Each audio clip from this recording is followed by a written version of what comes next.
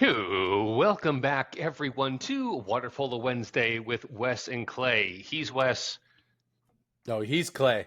Oh, thank you. And Yeah. this is a fantastic episode that is summarizing quite a series that we've done. Our first ever preseason preview of all of these fantastic colleges and their coaches going over their incoming freshman classes and talking about their games for the season, what they're looking forward to, what's different about the program. Those are some amazing conversations, wouldn't you say, Wes? I mean, I had a ton of fun. I know you did too. I think it's a unique opportunity for us. This just has never been done in our sport before. They do it in other sports, so why not us?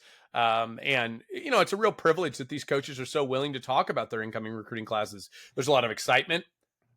New classes, new faces, new talent from all There's so over the much world. work that goes into There's selecting a who your ton. incoming freshman class is going Yeah. to be, and that's not even that doesn't determine who's going to come. Like all the work that goes in, and then them committing to you is such a big deal, and it's worth celebrating. Yeah, it is. And we should celebrate that. It's a huge day for these kids and now young adults coming into college. It's a huge day.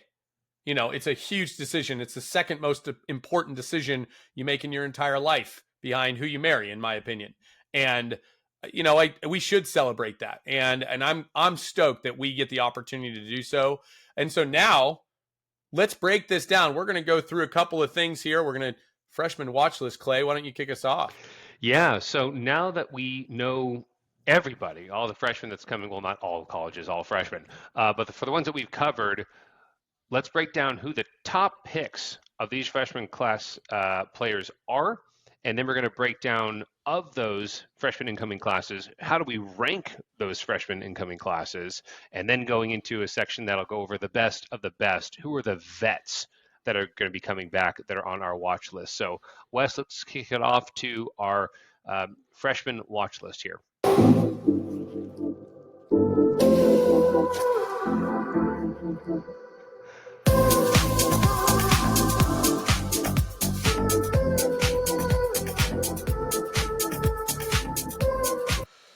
Really excited about this. Fantastic. I love all the Oh, music, yeah. man. It This just is great. warms me up. It's a freshman Production watch quality list, everyone. skyrocketing. I know. Production. Great. What's great is every sport has like these star ratings. For those of you who watch previous episodes, love Michigan football, love to see the star ratings. There's no star rating for water polo, so we went ahead and we did it. We really felt like, look, there's got to be star ratings for people. So this is your 5 stars. We picked, I believe, 6 players of the top freshmen coming into college water polo, players you got to watch. These are candidates for freshman All-American, freshman newcomer, freshman of the year, even player of the year in some of these conferences. The gem of the class is Strahinja Krstić at USC. The center out of Serbia was dominant at U20 World Championships. He was MVP of the U18 World Championships in 2024. This guy is legit.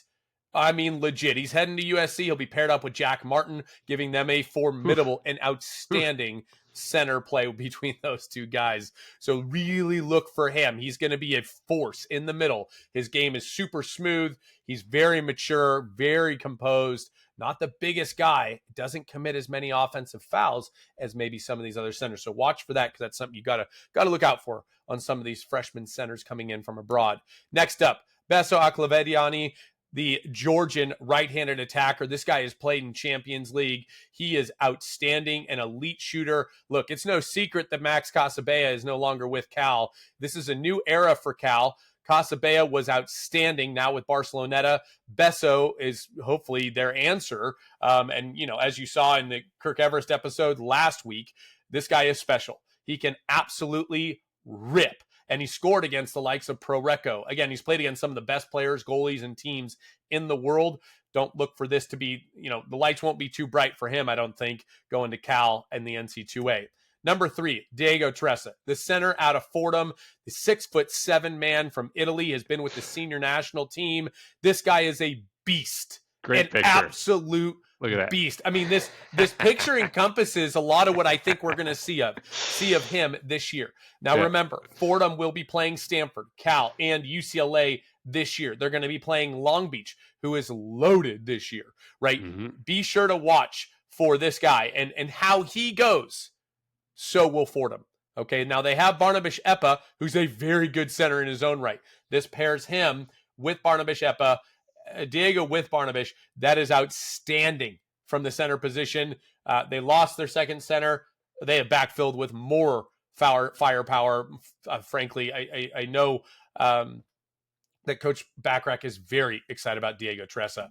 Next up, Tomas Perrone, the nephew of Felipe Perrone, one of the greatest players ever.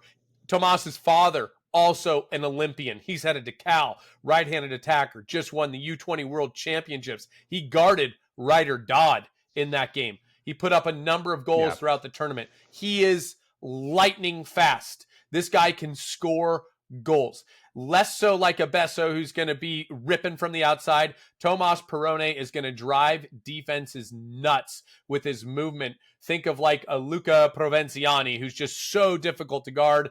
This guy is intelligent. He flies up and down the pool. He plays great defense. Man, this Cal team is outstanding. And our final 5-star coming in to this class, Apostolos Georgaras, the right-handed attacker going to the University of Pacific out of Greece. He, for me, was the best player on that Greek team. He can defend really well, stays very cool, very composed. He shoots the lights out from everywhere. This guy, my prediction here, as a freshman, I think he very well could be the WCC Player of the Year. He's that good. And, there's some talent. There's a deep talent pool in that WCC. This guy's that good. He is a game-changing player for James Graham out at Pacific, who was our first guest. Loved having him on. He had nothing but high praise. I met Apostolos personally and talked to him at U20 Worlds. Outstanding individual. We talk about their talent, but I've been lucky to talk to Strahinja and Perrone and Georgaras. And they're all great men. And so excited that these great men, not just great talents, but great men are coming to improve our sport. I think that's becoming more and more part of this and having, these guys come on over. And you can see all 5 are foreigners. Amazing. Yeah. It tells a story when like the best players, it's kind of no surprise that some of the best players coming in are from abroad because it's just where a lot of development is. And that development comes from a lot of times younger players playing with older players, which we just don't have. We just don't have that kind of exposure. We're trying with National League and things like that at a very small rate, but it's incredible to see. It's certainly going to up the level of competition at these schools. And again, this is a freshman class, so these aren't guys coming in transferring mid-year for this isn't like a junior college transfer. They got 2 years. This is starting from scratch for a 4-year run. Very exciting. Yeah. And Strahinja's 19. I mean, some of these guys, there's we'll get to the next page here in a second, but some of these guys are very young, like really quite young. Now, we go on to our 4 stars. Alessandro Salapante, left hand, going to Fordham, also with the Italian senior national team on the training side of things. Didn't quite make world championships. He is, everybody said, well, Fordham lost a lot on their 4-5 side. Yeah, guys, they just reloaded. This guy he's 6'3", 6'4". He shoots the crap out of the ball. He's a great passer, played in the Serie A top division in Italy this last year. Really outstanding. Efe Naipoğlu, USC, right-handed attacker. For those of you who speak Turkish, he is Turkish. He can rip as well. He actually plays both sides of the pool. A very free-flowing player and shooter. We'll see how he pairs up with Robert Duarte over there, Andre Grgovic, and as well as, Stefan Brankovic. USC's got a great class coming in. FA, a very, very good shooter. Sam Kitely. He's a New Zealander who's becoming an Australian, was out here training with the Australian senior team while they were scrimmaging Team USA this summer. Hasn't quite converted the paperwork to become Australian, has to sit out for a little bit of time because he did play for New Zealand last summer. It goes for a couple of New Zealanders. Yeah, it does. Louis over at Cal as well. Sam Kitely, the younger brother, though much bigger than Mitch Kitely, also at San Jose State.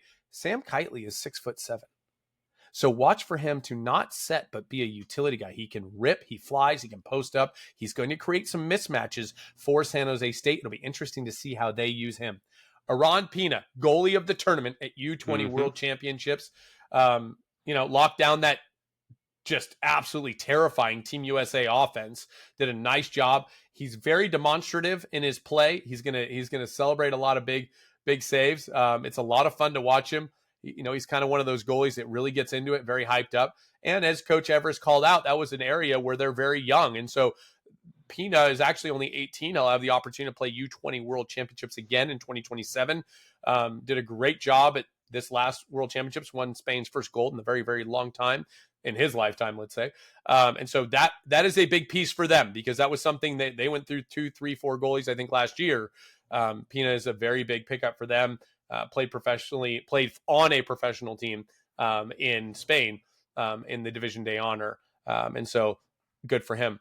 Zalan Noj is headed over to Long Beach State. This guy's from the Hungarian team. He's a right-handed attacker. He tends to play the 4-5 side. The American 4-5 can also defend. Was with that Hungarian team at the U20 World Championships. Was a very good contributor at both ends of the pool.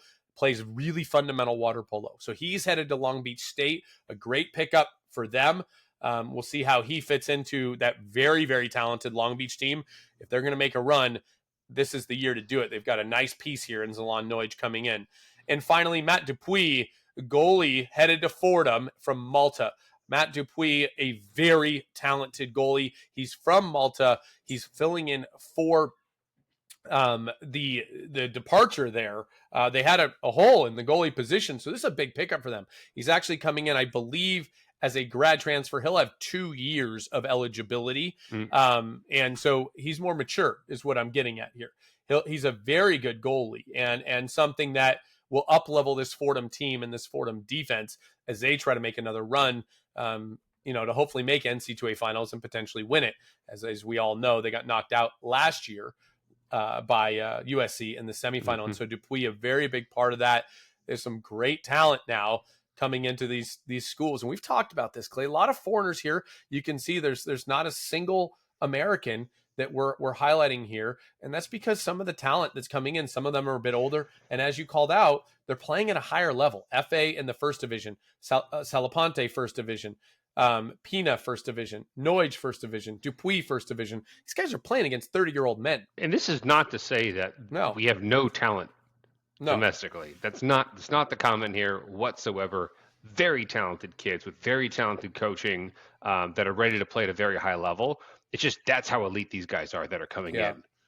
Yeah, and I think next class, the next year, can't wait for next year already, right? Yeah. That next class of Americans is very, very, very strong. We'll be breaking that down, of course, in 12 months from now. But let's not get too far ahead of ourselves. We still got this season. We got this season to go. So now we've got freshman recruiting classes, and we rank the top 5 freshman recruiting classes this season. How we see it. This is just how we see it here at Water Polo Wednesday. Just an opinion. Just an opinion. Regardless, somebody will be upset and somebody will be thrilled by this. But the top 5 2025 freshmen, these do not factor in transfers, but the top 5 2025 freshman recruiting classes, Cal coming in at number 1. I think that's a given. You've got Tomas Prone, Aron Pina, Kent Inoue, who's an Olympian, by the way, didn't even make our top 5-star, 4-star list. That tells you how talented this class is. I mean, this is truly amazing. Pina in the goal. The Louis Schuler, a utility guy. Milan coming out of J. Sarah, a 6'8" center defender. This class is extremely talented. Look for Cal to right the ship after missing NC2As this last year, getting left out of the party. I don't think that's something Coach Kirk Everest wants to repeat. Back for vengeance. I hate to say it before it happens, but Cal may be back in a big, big way this year. Second up, Fordham. Diego Tressa, Salapante, those two alone, elite. Like Clay, these 2 guys are on pace to become Olympians for Italy in the next 4 to 8 years, right? Then they add Dupuis in the goal. They've got a couple other nice pieces coming in. Soren Jessen is coming in, which we've had the privilege of getting to know quite a bit. There's some nice pieces coming into that team, and they're adding it to a core of Barnabas Epa, Luca Silvestre, Luca Provenciani, already a young Toth. team. Yeah. My goodness. I mean, Andras Toth was the best player on that Hungarian team. I mean, when he went out at U20s, that was it for them. They lost the next 2 games. He got a concussion. Right? He got a concussion. And so huge class for Fordham, and everybody's saying, well, they lost a ton. They just reloaded in a way. I'm amazed. I am so impressed with Backrack and Ilya over there at Fordham and the recruiting and job that they have done to bring kids into that Fordham program. And man, put them on the map is be an understatement. Dude, they're a mainstay. You want to talk about top 4? To me, it's 3 in MPSF and Fordham right now. I don't know who the one out in MPSF is going to be, but Fordham's in there for me. So top 5 classes, I got them number 2 behind only Cal. Number 3, USC. How does USC get number 3? Well, it's a thinner class, as we've seen. Again, not counting transfers. Obviously, Vukovic, a huge pickup for them. But Strahinja Krstić leading that class, that's a pretty big pickup. F.A. Nipoglu, a great shooter. Gavin Conant, a great player. We've seen Gavin Conant in National League. We had the chance to interview him as part of Water Polo Wednesday going to National League Finals. A great kid, more than anything. Was really impressed with Gavin. Mature beyond his years. He's going to get some minutes as a freshman, despite having basically 3 scholarship recruits. This class is very good. And when you add a center like Strahinja Krstić, that is a big deal. I want to pause for a second here, Clay. Cal added Gijo as a center. They also added 2 center transfers. Fordham brings in Tressa, who's a center. USC brings in Krstić, who's a center. There's a theme here.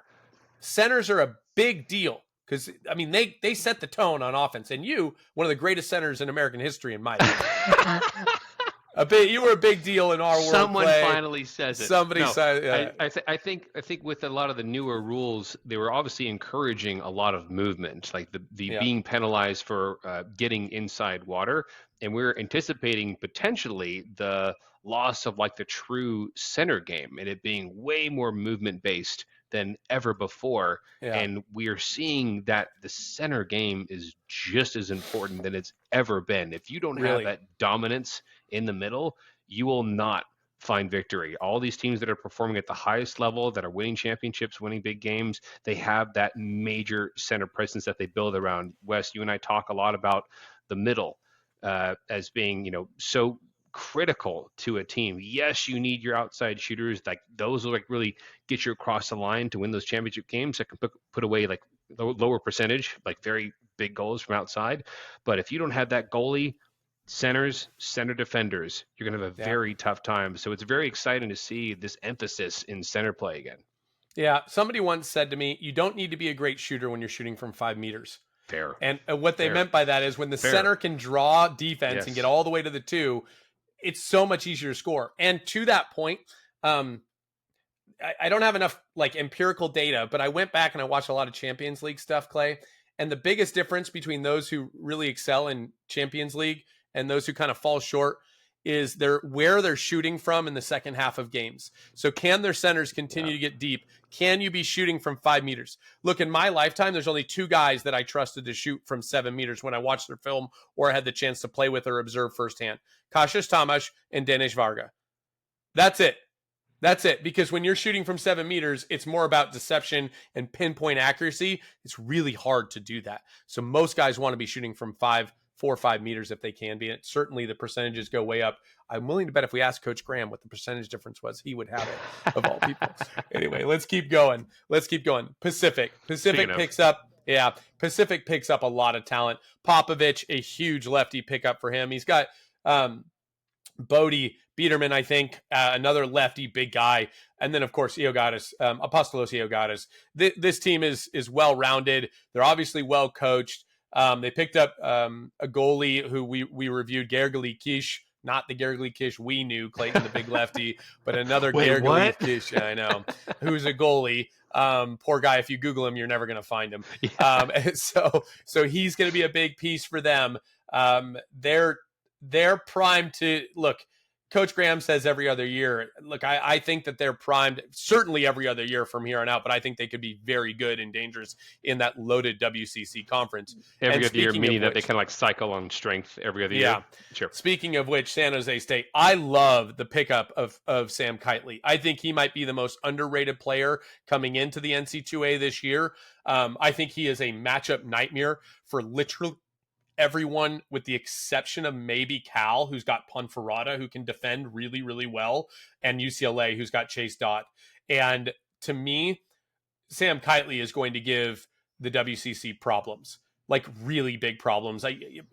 Having to defend somebody who's 6'7" can attack on the perimeter and then post you up that's not fun for anyone.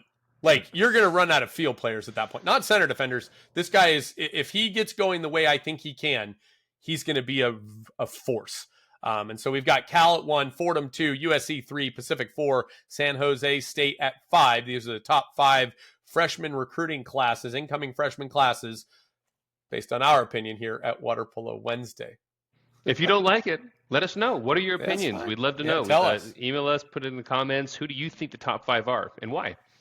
Yeah. Awesome. So next up, Clay, we got best of the best. You ready for this? I'm ready. I'm so ready.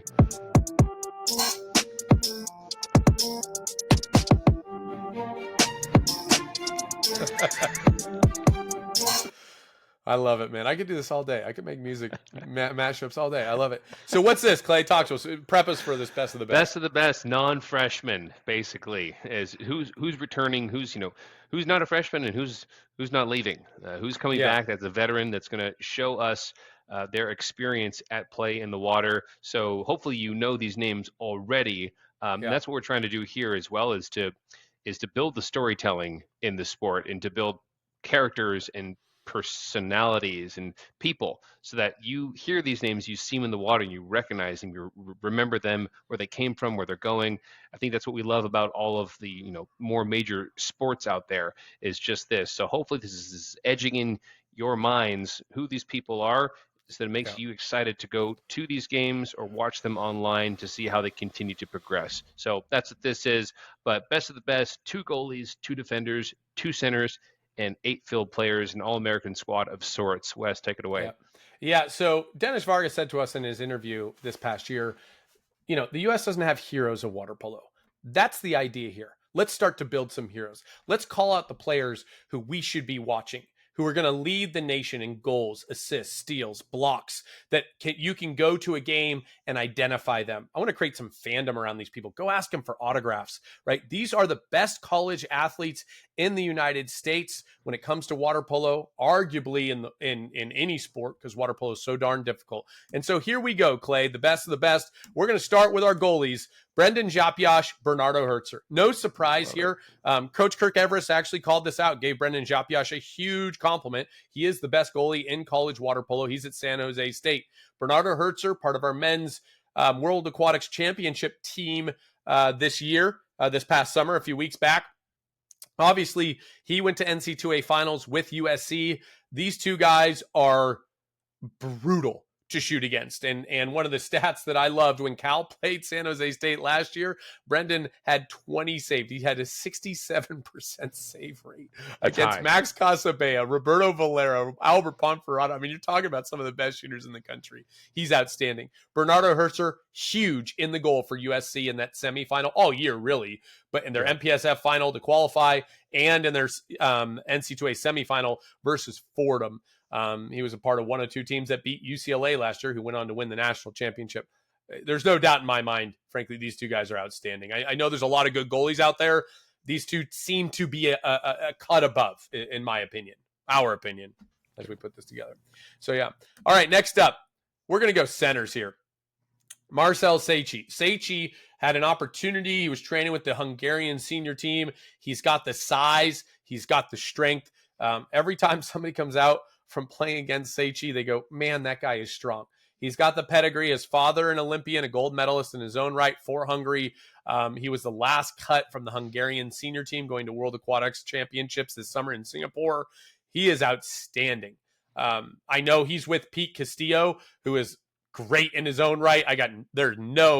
I love Pete Castillo. His game is outstanding. Seichi, to me, took another step this summer in training with that senior team, is a bit bigger, plays more of that as we like grinding type style. Castillo gets his. He's more versatile. He's quicker. He plays a very different game. Seichi, to me, is you got to have 2 guys on him at all times. And so really excited about that. I mean, we got 2 amazing centers at UCLA. Like, good grief. And that's not to mention Eli Lathy, who's back for his final year, and he's a monster in the middle. Like, we good have grief. to be apologetic with this selection. We almost do, because there's so many good players that, it's how do you choose? This was a coin flip. We went back and forth about this quite a bit. The second one, Will Schneider. I was extremely impressed with Will Schneider. I saw things from him at that U20 World Championship I had never seen him do before. I think we've all known that he's got an extremely high ceiling. He did some things, his ability to hold water, his leg strength was something that really stood out to me, that I just hadn't seen that level of leg strength from him before. He was fending guys off, two guys at a time, able to pick up the ball, keep his head above water, all the things we talk about that are so hard to do, Clay, as a center. When you're getting crashed on, getting hammered from behind, he scored a lot of goals. He caused a lot of problems. I was so unbelievably impressed with his play.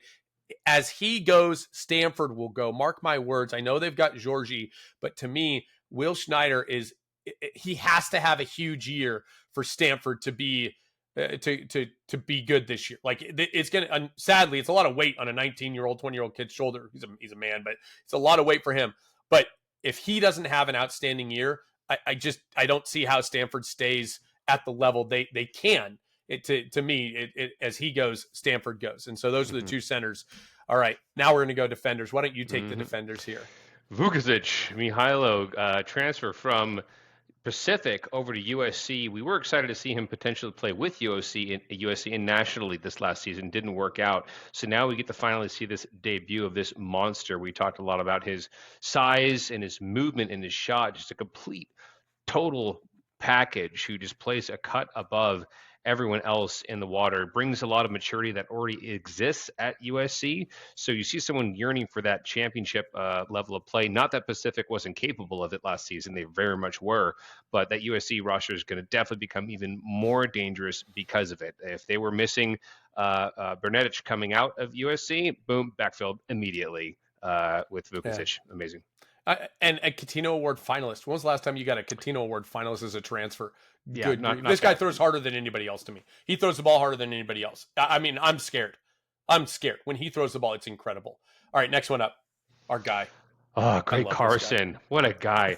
Gentle Giant. What a guy. Competed with LA Athletic Club at Senior Nationals. And before even that, watching him play throughout the NCAA season or even in National League under Mission or UCLA, whichever brand or banner it was, just an absolute beast of a defender. Kind of reminds me of a Grant Miller from my playing days, who could just beast guys out, just be so bulky on top of them, but still so graceful and nimble enough. Like, he has the size that you still see him spinning around to recover position. He's so agile in that sense. Then he goes down on the other end, deadly accuracy from the outside.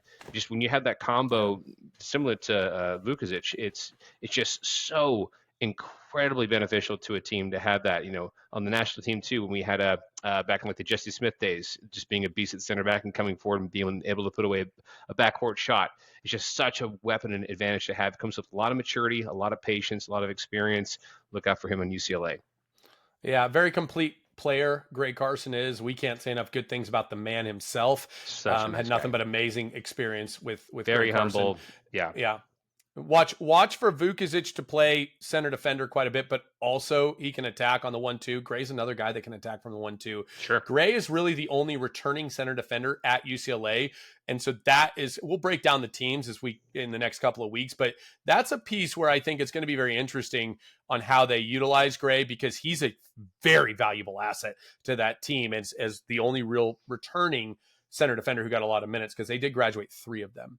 All right, next up, Botan Baloch and Robert Duarte. Baloch, it was lethal, had a game-winning shot against USA in round robin play at the U20 World Championships. He and Andras Toth, I thought, were the best players for Hungary. I know Oliver Leinweber and Bence Haverkamp were outstanding as well. And then you had Vince Varga. They got a lot of good names. But Baloch was the best pure shooter alongside Toth. And to me, Baloch is, he is, I think I have to go back and look. I think he's returning with more goals than any other returner at Stanford. And so where I see this going is Will Schneider and Alex Georgie are going to have to hold position to open him up, because if he gets open, look out. The guy is just an elite scorer from everywhere. He can play the righty side. He plays the lefty side really well. He's a very good perimeter defender. He does everything really, really well. And guys, this isn't to say nobody else is good. Like, there's some great athletes here that we were unable to put on here because we only had 8 field players that weren't centers or defenders. And so Botan Balok, great international experience. He's got 3 world championships under his belt. Incredible. Now, Robert Duarte, he was the engine last year on the perimeter for USC. Things aren't going to change in any way, shape, or form, even though they're adding Vukovic. Robert Duarte is a special talent. When he shoots the ball, there's something like, I feel like people get out of the way. He's able to find holes in defense that I just oftentimes other people can't see. He's an elite shooter. He is a fierce competitor. The dude loves to play this game. He really loves to win. He gets amped up, fired up. He'll do some things that are a little unconventional, through a helicopter backhand against UCLA in the finals, through a helicopter catch dry backhand against Fordham in the NCAA semifinals. This guy is dangerous. Yeah. I mean, and just so dangerous. USC with Vukovic and Duarte and Hertzer. Yikes. And with Strahina Kirchich coming in as a freshman center with Jack Martin. Oh, my goodness. Yeah, we talk about the difference between a shooter and a goal scorer. And Robert is absolutely a goal scorer and a playmaker and a defensive. He just wrecks havoc on the outside. He single-handedly dismantled LAC during National League regular season play. I figured if it was non-conference, bringing us back to a shootout. Sorry to bring that up, but boy, that just goes to show like who he is and what his heart is and what he can set himself out to do and carry his team with him. It's really incredible to see. Really excited to see his maturation process at USC. He'll be going into his 3rd season of college water polo. All right, next up, we got Andras Toth, the aforementioned Andras Toth, and Albert Ponferrada. Ponferrada, the highest GPA on the water polo team at Cal. There you go. Not surprising. But Ponferrada, maybe the best lefty. He wears glasses. He does. Maybe the best lefty in the United States in collegiate water polo. Frankly, it's a toss-up between him, Ben Lathy, and Wade Sherlock. I think all 3 of those guys are just outstanding. He'll be surrounded by a lot of other lefties, but what Ponferrada does, it's a little bit different than most lefties, is that his ability to defend post-ups and play elite defense is remarkable. I've watched a lot of film on Albert Ponferrada. He is 2 to 3 steps ahead of everybody else. Like, he knows what's going to happen well before most people do in the pool, well before you do, and you've got the ball. And so he reads situations really, really well, very adept. I know he was injured quite a bit last year. From what I understand, his health is much better going into this season. He'll be tuning it up, but he's going to be a leader. He and Mirkovic will be leaders for Cal. Exciting to see him play in his final year of college water polo. One of the more veteran guys. He's got, good grief, he's got a couple national championships. What more has he got to lose or to win, for that matter? I think he's going to be a very, very dangerous player. He'll be tasked the unenviable task of likely guarding Ryder Dodd, Antico Garcelade, and Robert Duarte and Botan. Like, this guy's got a tough job, but he's the right man for it. Very, very good on that 4-5 side. Great lefty. And of course, Andras Toth, sensational human. We had the privilege of getting to know him. I was able to meet his family in Croatia when they were there for the World U20 Worlds. Oh, I didn't know that. That's nice. Again, one of unbelievable family, just so kind. I thought the best player on that Hungarian team. It was a different Hungarian team without him, as they didn't win a single game when he wasn't able to play. He's coming back. I think I'd be more surprised if he wasn't an Olympian than if he was, to be candid with you, for Hungary, which by my impression is probably one of the toughest countries in the world to make the Olympic team, if not the toughest. Andras Toth, part of that Fordham duo that is just deadly, and I mean deadly. They're going to give teams huge problems with their speed, their shooting ability, how dynamic they are. I think they're extremely well coached as well. Look for Andras Toth to absolutely light this season up. I see him being a first-team All-American, if not, right there at second-team All-American. I think he's that good, one of the best players in the country. And of course, his counterpart, Luca Provenciani. You can't talk about one without the other, to be honest with you. Provenciani does everything well. He plays really good defense. He is lightning fast. He shoots the ball well. He moves. He causes so many problems for defenses, Clay. So many problems. He is absolutely lethal. Yeah. And while he's not the like crazy outside shooter that maybe Toth is, he doesn't have to be, because he gets inside and he scores goals from really close to the cage and going, how did he get there? He plays great defense, gets a ton of steals, gets counterattack goals. This guy is fast and he never runs out of energy. I heard one of the guys say, I think his second counterattack is faster than his first counterattack this past season. Yeah, So it's another those standard four in a row. example of like size matters in water polo for sure, but then you see guys like a Luca Provinciani just tearing up defenses, and it really shows like this game Yeah. is for anybody who's willing to grind and find out like what their strengths are, and he's found them because he's such a Yes. major impact player, and again, just like an absolute standout person as well. Yeah, loved seeing Luca play National League this past year. And then we've got what I call the big three. It's just woo! I think Chase Dodd might be the most underrated player in Dude, America. Seriously, say less. seriously, Absolutely, he absolutely. like the best.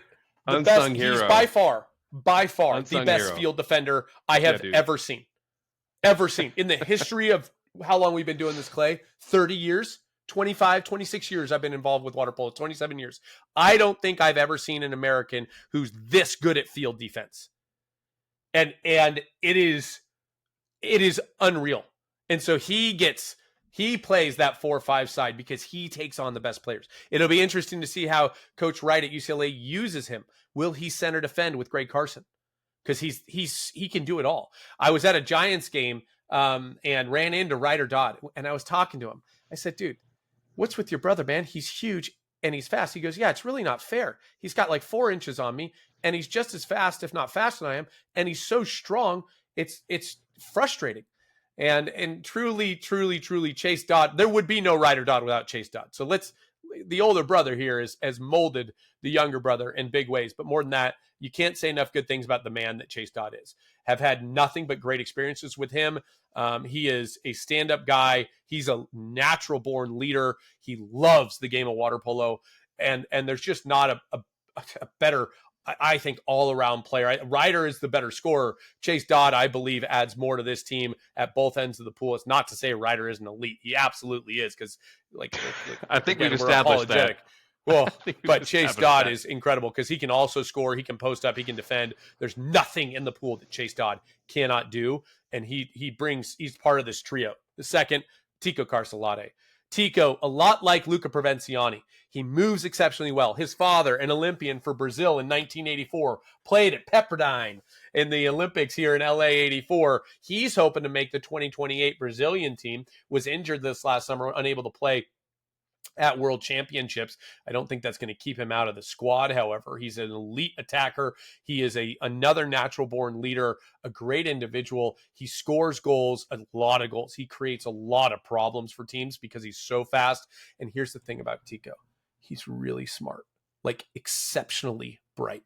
He knows when to drive, where to drive, how to drive, creates space, creates openings, right? And the thing is, if you don't go to him, he's going to score. So what do? You've got to jump to him, which leaves Ryder open, and it brings us right to Ryder. And these guys are the ultimate team.